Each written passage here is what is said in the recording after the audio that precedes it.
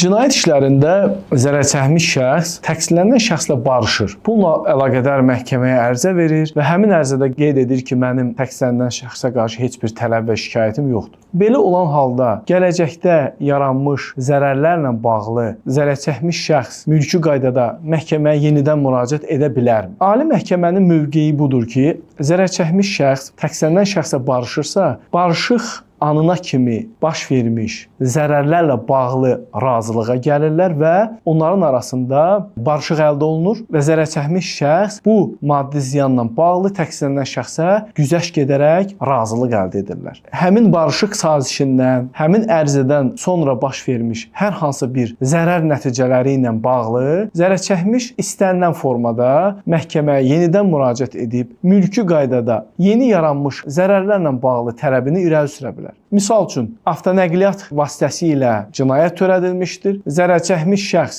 məhkəmədə təqsirlənən şəxslə barışmışdır və tələbin olmaması ilə bağlı ərizə vermişdir. Lakin həmin barışıq anından daha sonra daha böyük fəsadlar yaratmışdır. Zərərçəkmiş şəxsin müalicəsi üçün artıq xərclər yaratdığından zərərçəkmişin hüququ vardır ki, yenidən mülki qaydada məhkəməyə müraciət edib həmin tələbi irəli sürsün. Bir sözlə, barışıq sazişi barışıq anına kimi baş vermiş zərərlərə aid olunur. Ondan sonra baş vermiş zərərlərlə bağlı onun hüququ saxlanılır.